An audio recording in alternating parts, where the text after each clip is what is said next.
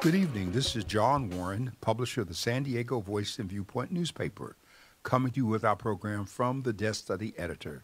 Joined in studio with Dr. Leonard Thompson III as we do this program, and we do it right now from an open mic standpoint because we have so many issues going on. I'd like to remind you that the Voice and Viewpoint is San Diego's oldest and only African-American publication, serving 89 zip codes, 17 cities, 39 communities in the unincorporated areas of San Diego County. If you download our app in the Google or Apple store, you can pull it up, or you can just go to our website. The paper is online free each week. We give a couple of thousand copies out to churches and senior centers as well. You may get it in a retail outlet such as 7-Eleven over the counter or from a newsstand, and we're still throughout the county. And so our theme is that a people without a voice cannot be heard, and we are making ourselves the voice of our communities. And we say specifically on our logo that we serve San Diego's African and African American communities, because both of these communities are joined together in color and culture. And so we feel that it is our job to be inclusive and representative. So with that having been said, after 65 years of service, Dr. Thompson, we welcome your LOs.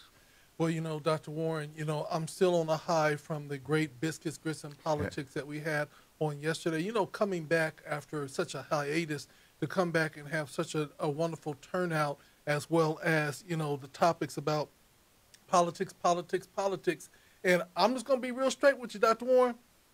I kind of want to hop in because on a national level, and now we're seeing it on the local level, that dirty politics is this in full effect, and I'm troubled that our nation is now enthralled in dirty politics and things that are not true. They're just bold-faced lies, or they're done to make something seem one way when it really is not that at all. Well, politics has always been that way, Dr. Thompson. It's a reflection of the culture and mores of the people. And so we know that we have dishonest people. Anytime we have the leading candidate on the Republican side with 34 convictions, 3 court cases pending, multiple indictments, twice impeached, but not convicted in the Senate for conduct, crimes, molestation of women, and all the things that you can think of, sedition, treason, to overthrow the government, and yet this person is still right up there pulling in votes, reflecting all kinds of acts of senility and bumbling and stumbling. And we understand now that it's not about him as much as he represents the vehicle that people who are behind things like the Heritage Foundation would use to overthrow and undermine the government. So it's not surprising that we have dirty pool. Now, the Heritage Foundation, could you just let people know who they are and what they have had in plan since 2016, I believe? Well, Washington, D.C. has a number of policy groups called think tanks, okay? Mm-hmm. And what often happens is that people who are in office in one administration, when their administration goes out, these nonprofit think tanks become like college campuses. And so the government has a document called the Intergovernmental Personnel Act, which allows them to take a person's salary and their benefits and transfer them to an outsourced organization so that they still get paid while they're working. So even though these people have lost their position, say if the government was Republican and it became Democratic, as happened with Biden and Harris, then what happened is the money was outsourced to places like the Heritage Foundation, which is a ultra-conservative group, okay? And the one group that we have on the other side of that is the Joint Center for Political Studies. Mm-hmm. But you also have the Urban Institute. So you have all of these groups, and you have these people that head up research, discussion, policy things. They hold meetings. I come out of such a policy group in D.C. When I left the Hill. I went to what was then the Institute of Public Management, and I, as a policy person, I dealt with social insurance and income security as a center director until I became a vice president and ran the whole institute. So the money travels. And you remember Clarence Pendleton, yes, who was here in San Diego. Mm-hmm.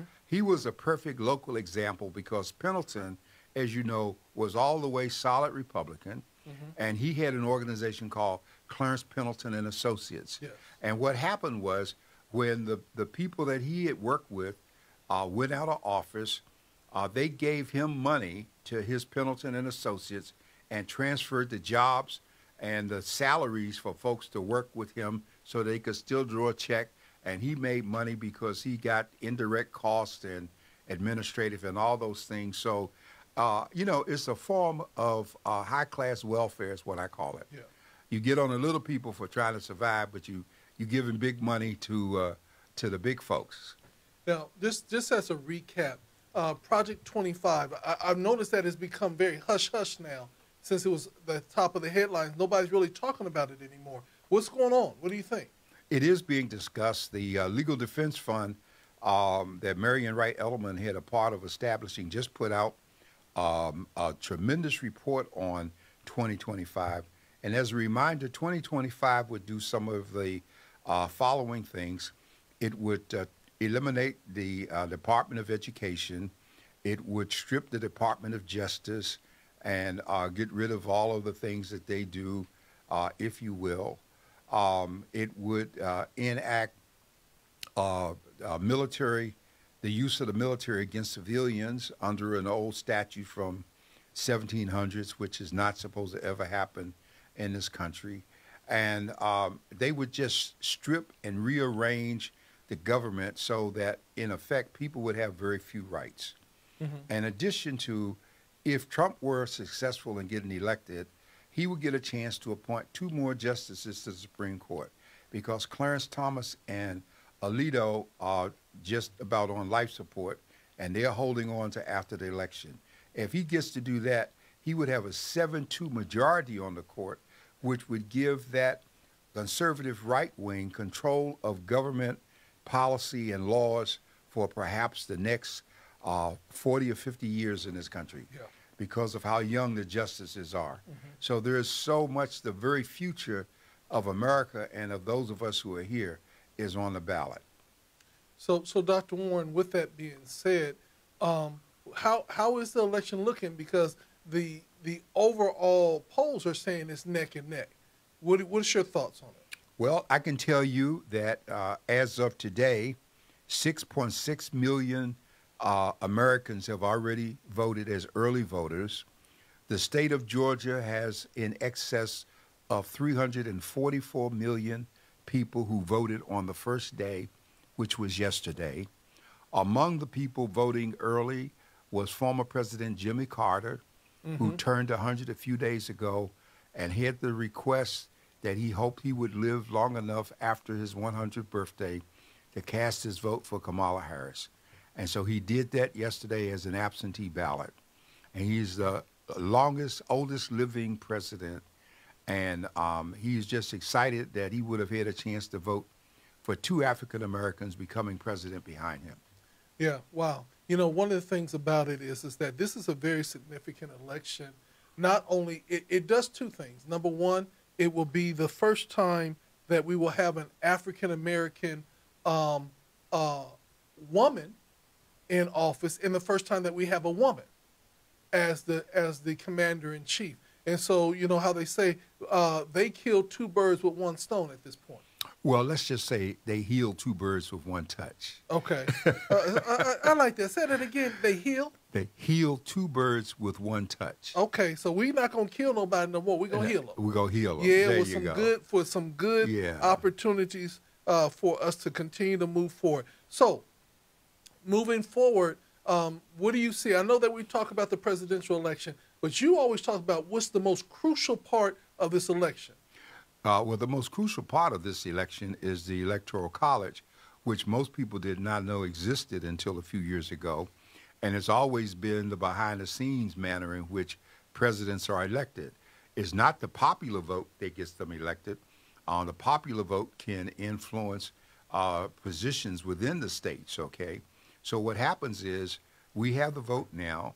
On December 19th, in all the states, they count up the votes because the votes for the Electoral College are connected to the way the voting goes in the state in terms of office holders and the whole bit. And so the Electoral College vote is counted on December 19th. And then on January 6th, the Congress convenes to certify the vote. And so we know from last time that the Trump efforts to undermine not only had people attack the Capitol to delay it, but they also had people in a number of states that created false electoral college delegates with false credentials and tried to get into the actual counts in some of the states so that they could undermine and replace the people who were actually there. And so we've been taking safeguards against all of those things this time. And Trump is not so much worried about how he's doing on the vote, on the election, because his goal is to stop the certification. And he's made the mistake of stating that if he gets elected this time, the American public will never have to vote again because he plans to be there for life and forever. And he can only do that by dismantling the Constitution.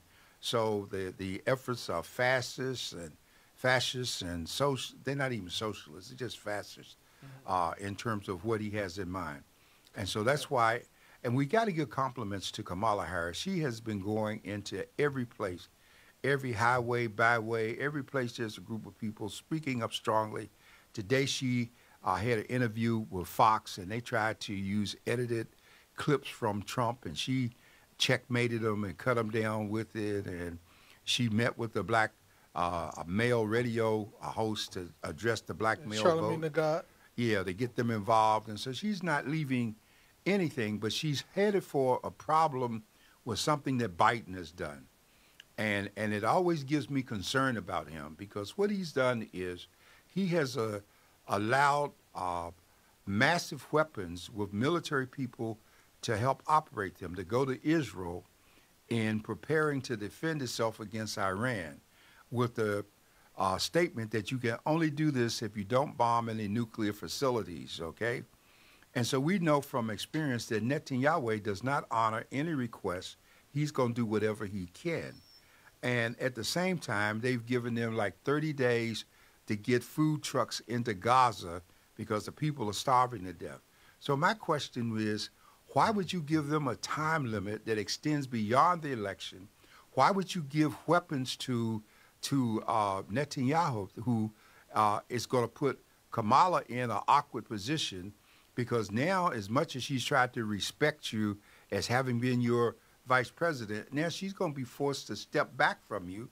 And America is so wide to the Jewish culture that once you do anything against Israel, there's a whole element that pulls back. And right now she's fighting to hold on to Michigan because the Chaldean community, when they come here and they're Iraqi, they have a tendency to first go to Michigan. Then they come to California. And so they're talking about not voting, which is absolutely ridiculous because you're talking about not voting, helping Trump get in, who's already said he going to mass deport you no matter whether you have a green card, citizenship, or what. He going to kick you out of the country. And so Biden didn't have to do this. And it reminds me of how he failed us on the George Floyd Act and on the John Lewis, on the voting rights. In both instances, having come out of the Senate, he could have moved to break the filibuster so that we could have had a vote, and he didn't do so. Yeah. And so I'm very concerned about the signals. Let's not praise him too much because at the end of the day, right now, Kamala Harris is in a position that he can't touch. When the vote is completed, she will still be vice president until the election is certified. And as vice president, she will still be president of the Senate. And the Senate as it exists now is the Senate that will have to convene, okay?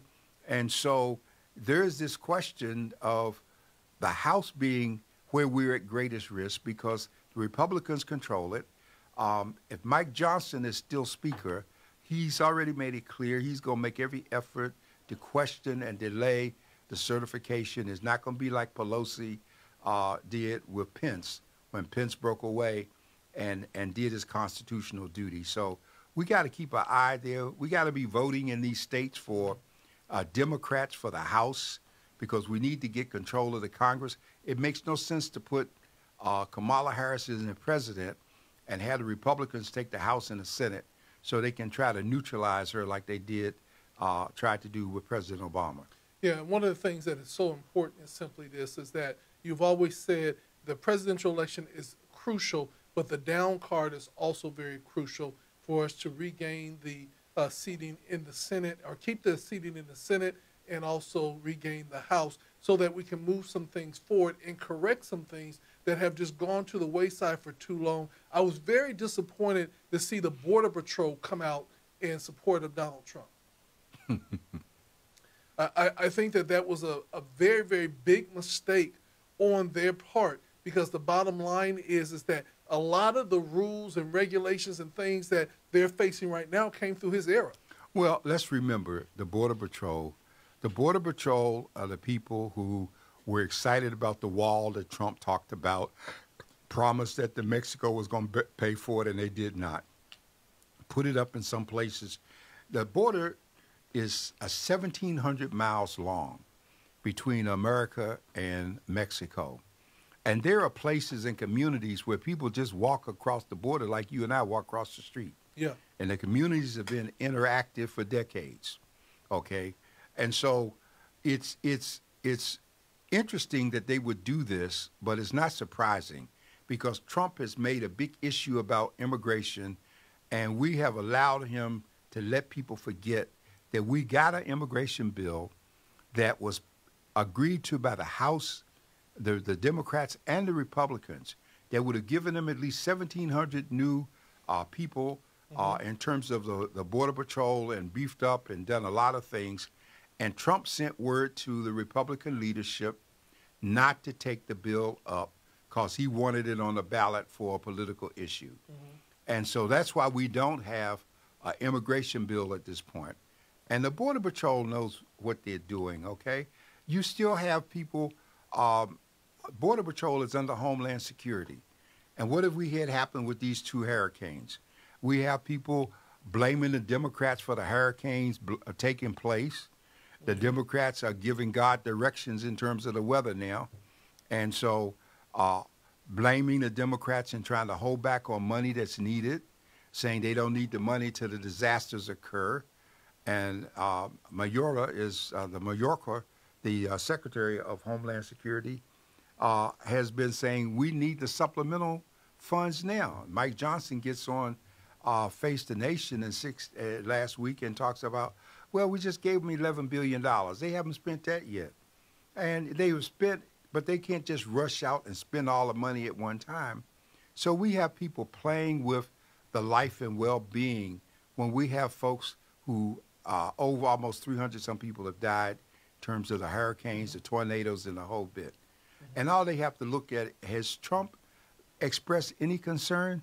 The last thing he did when Puerto Rico had the hurricane hit there is he threw paper towels at the people. Yeah. He wasn't worried about it. And so that's why our solution, the antidote to Trump and 2025 is getting out the vote as they have done in Georgia, as the 6.6 million people have done. And tomorrow and Friday, other states come online with early voting. Some of us already have our ballots. We need to sit down, mark those ballots, get with somebody at home if you need help with them, so that you'll know, because your vote is critical and it counts. Yeah, one of the things that that you had consistently said, we have to get out the vote, we have to get out early, we have to vote early.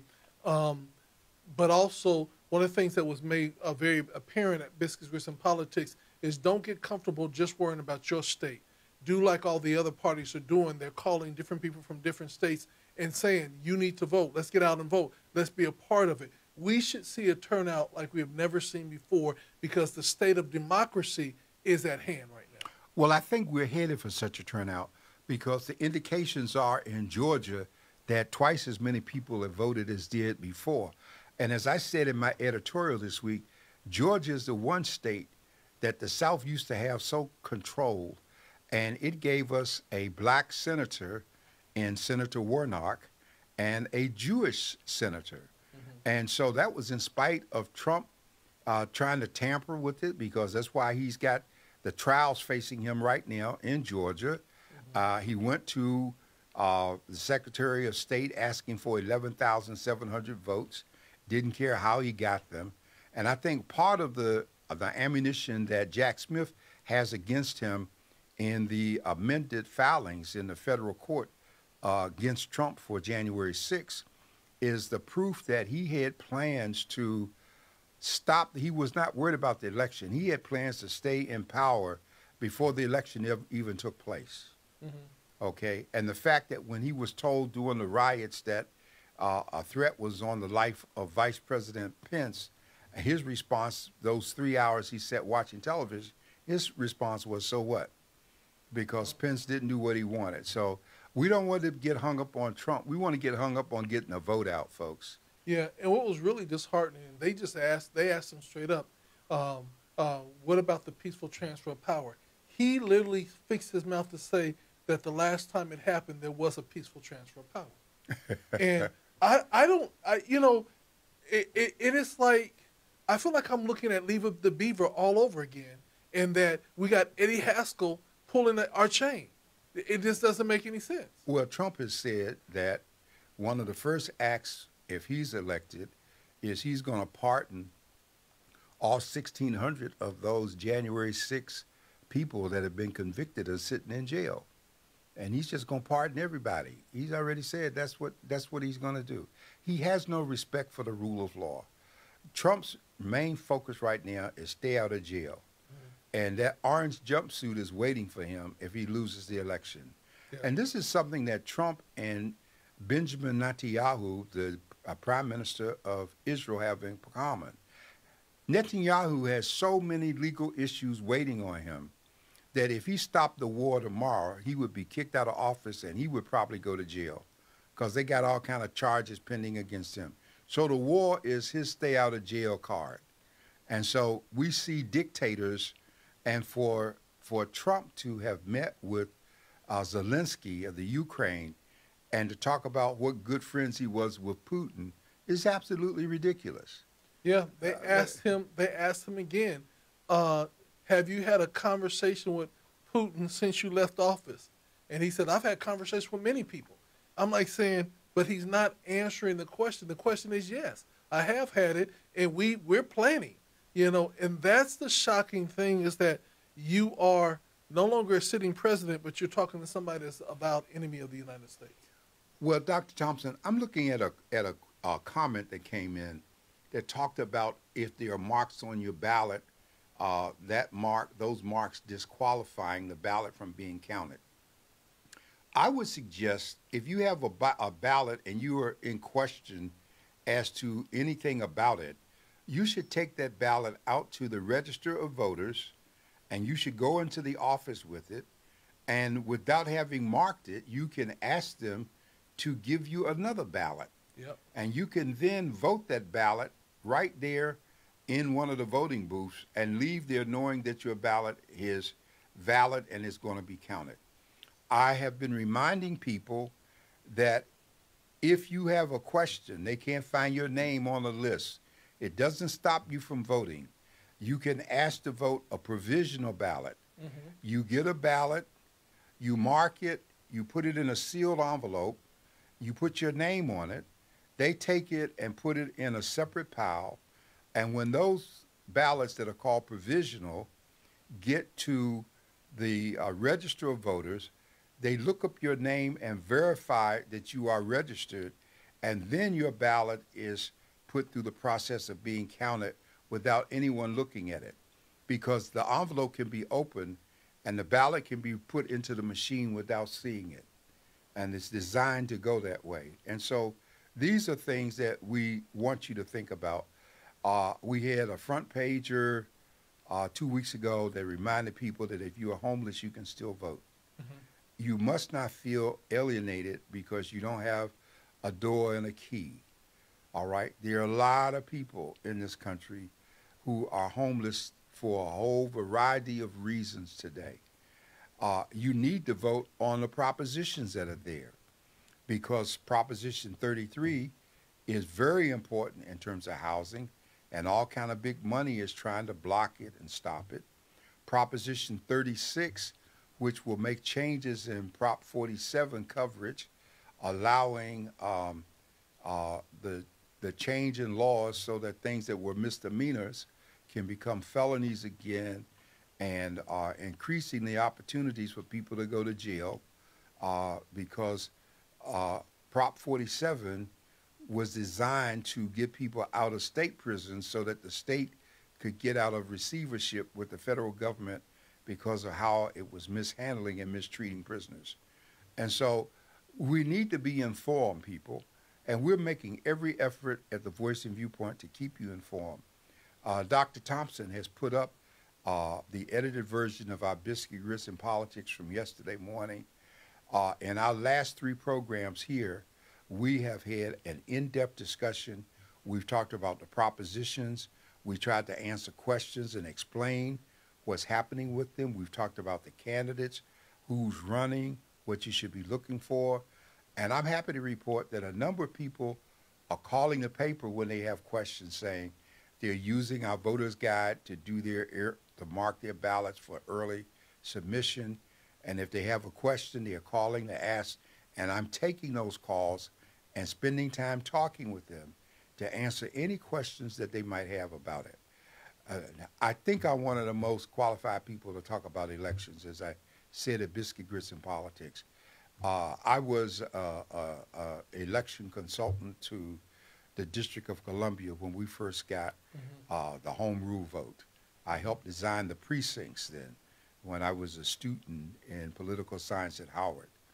And so I was doing hand counts before they invented use of the voting machine. So we're ready. Well, people want to just ask a real pertinent question. They want to know if you part Jamaican, because every time we turn around, you got 50,000 jobs and you still are doing it. So they want to know, Dr. Warren, you have lived several lifetimes, and we're just trying to keep up with you, because every time I turn around, there's another accolade to your experience. And one of the things I think that is so imperative as we're moving forward is having our griots and our history people that we can literally understand why.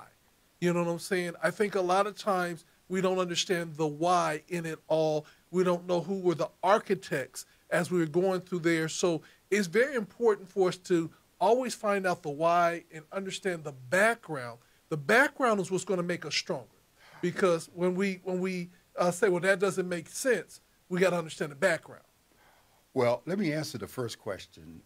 I've had 12 careers. I started at 17, so I've had 60 years plus in politics. I started at the bottom of the scale on Capitol Hill, and I was there for 12 years. As you know, through the members of Congress, I worked for the committee. I learned the legislative process. I learned to write legislation long before I ever went to law school. I was very much involved in public administration because I did public administration at USC before I went back to law school at Howard. But in my first cycle in law school, I was at George Washington National Law Center, where it's considered the Harvard of government contracts. And so that's where I learned contracts. I learned labor law working on the Hill from the ground up. I learned education working on the Hill. And then years later, I became a labor lawyer. Years later, I became a school board member in D.C., and then a member of the National School Boards Association Board of Directors for the 90,000 school districts in the country. Okay, wait. And so my name is on the building in Alexandria that I helped put the building up that they have there today. So. Okay, so you said you had 12 careers. Yes. One was on Capitol Hill. One was an elected official. Am I getting it right? Oh, I can run through them, yeah. I started out on Capitol Hill as a legislative analyst. I was a caseworker for Powell in terms of New York City. From the Hill, I went to the National Institute of Public Management as a director of their Center for Social Insurance and Income Security. I did that. I then became a vice president of that institute. And as a vice president, I oversaw a number of senior people that were there Many of them had PhDs, and so we had about $12 million in government contracts. I supervised their work in terms of those contracts, and I became very active in the American Society for Public Administration. So I did do publication in that area. I did that as well, and I ended up being a member, running and being a three-term member of the Board of Education in Washington, D.C. I also was an elected delegate to the Democratic midterm when Jimmy Carter was president. That's where I met my late wife, Jerry, in Memphis as delegates to that event. And so my undergraduate was in political science and business. And as an undergraduate at Howard, I helped establish the Department of Business, which today is the School of Business and Public Administration. Played a major role in getting that. After law school, I was an active member of the National Labor Relations Society as a mediator and consultant. I did those things. I spent time in the military, active duty, and from active duty to the reserves, I went in as a private. I went to the Officer Candidate School and became an officer. Now, you didn't say the branch. You got to say the branch. I was in the Army. Okay. I was in the Army. I was in the engineers initially. By the time I went to OCS and came out, I was in the MP unit. I was trained as a communications officer. And I left the military following the Vietnam War when the Army decided they had too many officers and too many black officers. And after Goldwater was considered double dipping because he was getting a check from the Senate and he was a retired general in the Air Force Reserve, they passed a law that said you couldn't work in politics. And so that's when I resigned my commission, left the Hill, and during my time on the Hill, I was a lecturer at Harvard and Carnegie Mellon in social insurance and income security. I did those things, and when I came west, this is where I did a number of things, from being a law clerk for the County of San Diego and later for the City of San Diego. I have a lifetime teaching credential in the California Community College District. I was an adjunct professor at National University in public policy. I also created their whole government contracts program, if they still have it today, which trained people from General Dynamics and Teledyne Ryan and how to do federal regulations and a whole bit. And so from that, I became a trustee of National University in a very interesting way and taught throughout the state. While I was still very active in D.C. with the National Newspaper Publishers Association, and I was also a member of the National Bar Association. So all of these things, many I did interactively, interchangeably. They kept me busy. It was a busy life. I enjoy teaching. So today I have all of this experience and background, and I never knew I would be in the newspaper business. But I spent some 12 years as an elected official, often the brunt of the Washington Post, going through many battles as a person. And so what I left out was at one point I was a consultant to the League of Cities and the Conference of Mayors, and I trained their elected officials on how to handle damage control. Because many times when people came after them, instead of talking, they didn't know what to do and they ran from it. And I did their policy committees in a number of different areas. And so well, you know, Dr. that's it. I hope I didn't. I'm sorry if I put anyone to sleep going over that again. They said, and I agree, we counted way more than 12 careers, you know what I'm saying? And we're not going to even talk about the number of people that you had that you had the opportunity to be with, from MLK, Martin Luther King, Dr. Martin Luther King, to Malcolm X, to Allen Clayton Powell, to you know, my jealousy personally was that you got to take Miss Nancy Wilson to one of the premier events. Oh yeah, you know what? Sometimes I forget till you open the file drawer. They just had the Congressional Black Caucus in D.C. Yeah. And I was there for the very first Congressional Black Caucus when they created it. Ossie Davis was the keynote speaker. Nancy Wilson was the entertainer. And I happened to be her escort because when we were planning that first meeting and she was coming in from California at 5 in the morning. I was the one person who volunteered to go pick her up at the airport when everybody else didn't want to, and I just got a brand new car, and so after that, after I picked her up, she said, "Since you were kind enough to get up and come get me, you're gonna be my date for the evening." And so that was the experience, and I've always been a great fan of Nancy Wilson. My favorite of all her songs is "Guess Who I Saw Today." I guess so. Yeah, and so yeah, but I forget some of these things until someone mentions something, and so I've been blessed in terms of it, and I think I have an obligation to pass this on. When you start mentioning people, there are great people. Coincidentally, I had a chance to sit down with, like Desmond Tutu, when Jerry and I had a chance with him, or John Johnson, Ebony, when he and I were in Chicago, and we were the two people that got the time wrong for breakfast. So we ended up sitting on the bench before an hour and a half before the breakfast started, when nobody else had come, just people sitting up tables. So I think all of these things are important, because I had never been in the newspaper business, and that hour I spent with him changed my whole life and attitude toward this industry.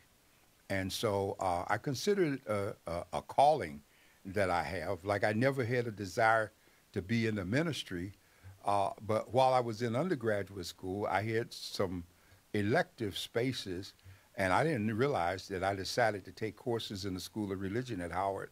I didn't realize that I was on a prelude to becoming a pastor, but I studied religions and in the School of Religion, and some of the great minds and teachers of the past century. One of the things I want to ask you, Dr. Warren, is the age of the newspaper. What's the oldest black newspaper that's still around, and where do you all rank in the still around newspapers? Well, we're 65 years old, okay? The Baltimore, the Afro-American papers, I believe, has been in the family for probably over 130 some years. Okay. Okay, and so then you have the Philadelphia Tribune that's been there for a while, and there are a couple of families that have papers, but most of them are younger. There are only about 3 papers that are over 100 years old. Okay. But those have been, like we talk about the Chicago Defender. The guy that did that paper, he made the Chicago Defender a daily when black newspaper was struggling just to be weekly. Yeah. And at the height of the industry, because we're 198 years old, at the height of our industry, he was producing a daily paper, if you will. And then there's a guy named John Sinstack, who really rivaled Randolph Hearst, because he owned multiple papers, and he too had a couple of those beautiful homes in the islands and the whole bit. He was from the islands in terms of it. The Amsterdam News is old, and Tatum was from the islands, like Shirley Chisholm and Colin Powell, and Merv Dimley, who was a lieutenant governor here.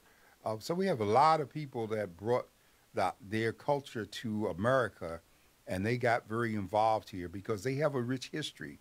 Haiti was one of the first countries to rise up in independence and fight, okay?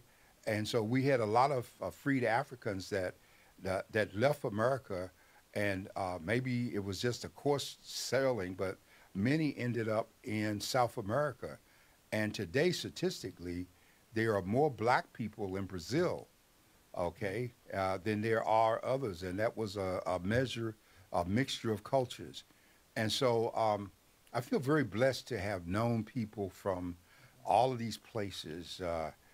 From Poland, I had a fellow at my institute from Poland who did an outstanding job and had a chance to get an honorable mention in one of his books when he left and went back home. And people from various countries in Africa.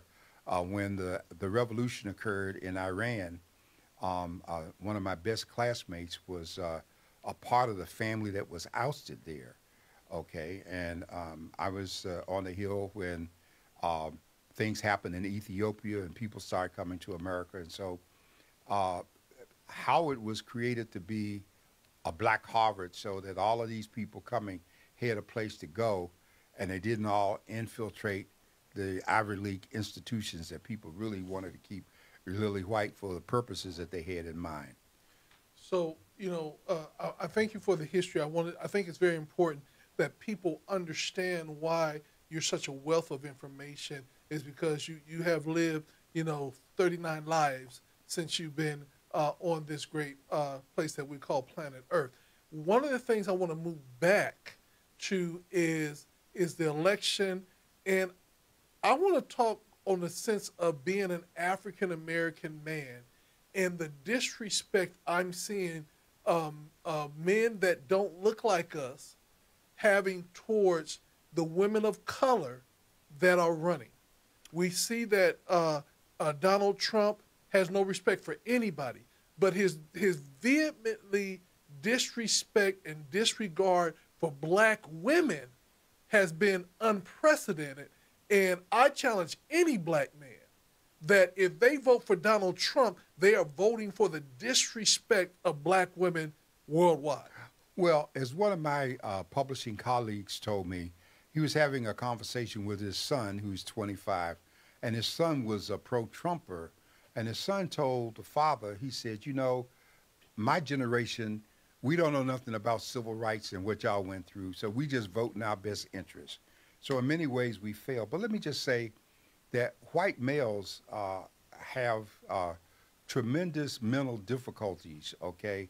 And I don't think anybody did a better job of explaining the duplicity of them than Frances Cress Welsing, who was a black psychologist who wrote the ISIS papers and our question to help us understand why do judges wear black robes, why are there black keys on the piano, why is that ball on a pool table black and the ball hitting it white, and all of those kind of subtle things. And so the very men who are screaming and being disrespectful to black women are in many instances, and I know some people going to say this is racist, but it can be borne out, many instances because they really want one and they want to sleep with one, and they hate the fact that they are emerging as thinking, functioning people.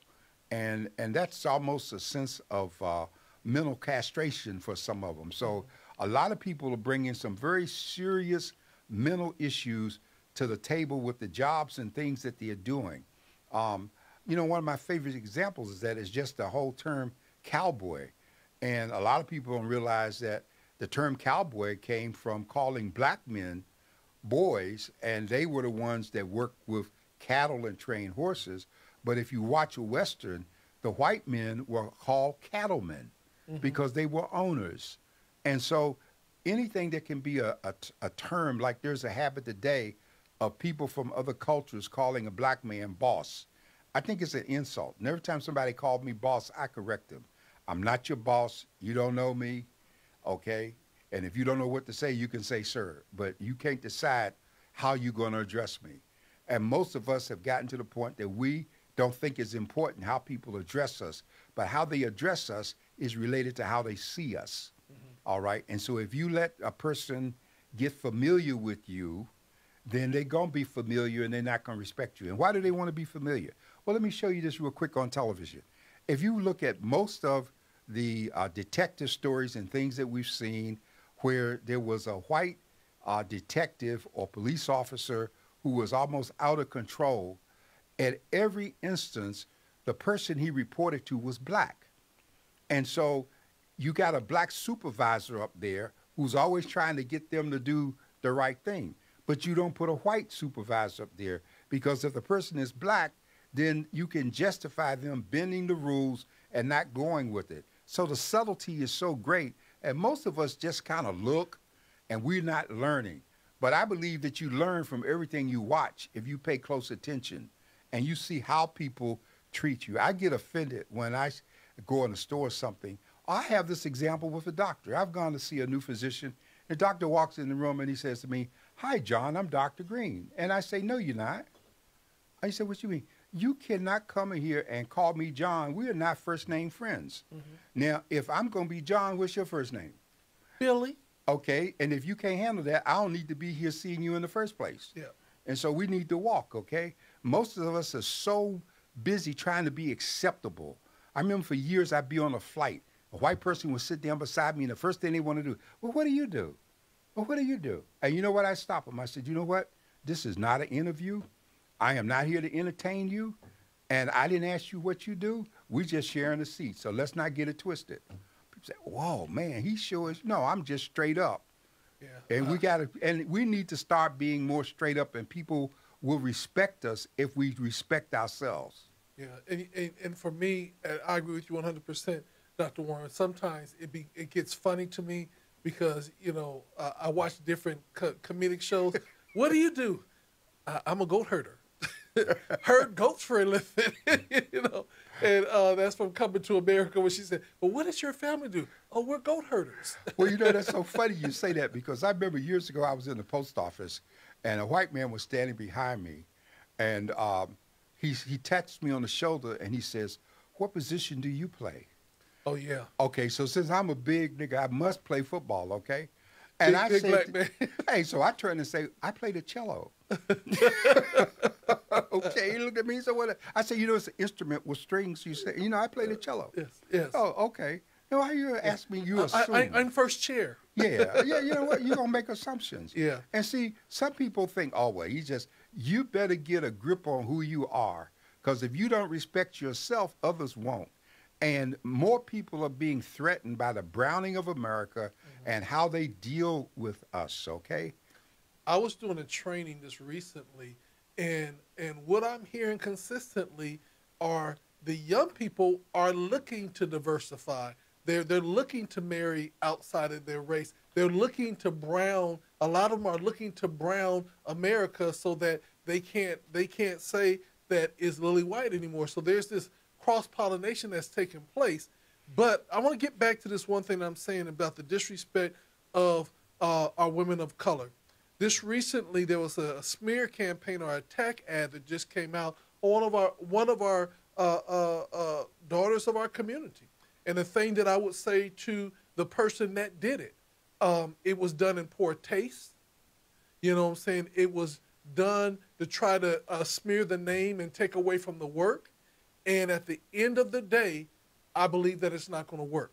But it's sad that you got so desperate, Colin Perrin, that you had to try to put a smear ad out. And I'm disappointed because it was clean politics until now.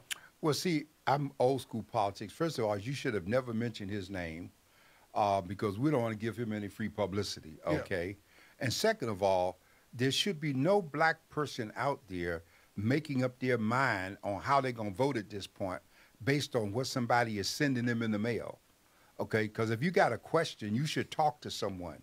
And one of the things we've done is there's some people that I wanted to endorse, but because of how they treat our community, I refuse to. Because how we're treated and how our paper is treated is a reflection of what people think of us. Okay? It's not that we out there, oh, please come do a political ad because we need 50 cents. We're not standing on a corner with a kettle. But if you don't respect yourself, how are you going to respect others? And San Diego is so subtle. In the days of the newsstands before the internet came along, you could find the Union Tribune, La Prensa, Latino. They always had spaces for them. Those very same places, when I tried to put Voice and Viewpoint, they didn't want it. And the reason they could get away with it in the 7-Elevens and the other stores is the black people didn't say anything about seeing other people and not seeing us. I can't be in a store getting ready to shop and you're a black person and they disrespect you. If they disrespect you, they can keep whatever I was going to buy because I'm not going to spend my money there.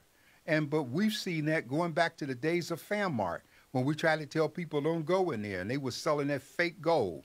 And they would go in there anyhow, and the stuff would turn green by the time they got to the parking lot. And then when we started protesting against the place after their gold turned green and they couldn't get their money back, give me some of them flyers. What for? You're not committed. We got to get committed, folks. Why do you think the Popeyes and all the fast food places are close to us? because we don't understand patience and deferred gratification. All right. And we identify discipline with slavery and oppression. And they're two different things. And if we don't respect ourselves, look at the 306, all the days that the people in Montgomery, Alabama spent losing jobs and everything so that they got bus transportation. Most of us couldn't last 6 days without getting what we need, you know? Well, and I think that we have to be very mindful. We literally watched a man murdered on TV. He said he could not breathe, by the name of George Floyd. Yes. People protest, but when you went out and looked, there were more people that didn't look like us than it was us. And I'm glad you said it, because let not my comments be considered racist. I have tremendous respect for the extent to which this young white generation has embraced us and we have embraced them. And that's the hope of America, of people getting together. When I see interracial couples, I think back to what the Love case went through, because there was a time in this country when interracial marriage was called miscegenation and people couldn't marry. And I remember years ago when I was a clerk at the county, I had this case come up where this white woman wanted to marry an Hawaiian. And in the early days, sociologists had us grouped into 3 categories: Mongoloid, Negroid, and Caucasoid. And they couldn't determine what group to put this Hawaiian in, because he wasn't Negroid and he wasn't Caucasoid, and it was a stretch to try to make him Mongoloid. And so I thank God that we've gone beyond all of that, that people can marry who they want. And one of the testaments to the progress we've made, I call it progress, folks, because of how important it is. It took me a long time to accept that it's very hard to find a commercial that does not have a black man and a white woman in it. You show me one. If it is, it's rare, okay? And I guess the most popular one is the guy that's laying on the edge of the bed, and he's talking about his comfort level, and the white wife pops up behind him and talks about how hot she gets or whatever. You know, you consider, this stuff today that you're seeing, this is the stuff that they murdered Emmett Till over. He didn't even say anything. He was 15 years old. Yeah. And so it's not a question of you got to go get one. The marketing is driven by white women in focus groups. And so they're the ones that determine that they want the black man in the commercials. And that's why, because they're the ones that control the spending power in a, not the white male. They're the ones that buy the F-150 trucks. They're the ones behind all of this stuff. And you try to give the male the credit for it. He's just a symbol. Well, and honestly, I agree with you, but I also see, almost like in similar, I see black men with white women, but I also see white men with black wives or black things. The thing I don't like is when I see commercials with a black woman and no father figure there. I don't see that with our white counterparts, but I will see that when it comes to black women. And I think that needs to stop. Well, my whole business is advertising and marketing. And so one of the subtle things they do, if one of the couples is missing, you can tell that the missing one is there by the complexion of the child or the children. And so they play all the subtlety games because they don't want to lose that other market, okay? And so they're trying to play all ends against the middle. The main thing is that America is evolving and we become inclusive.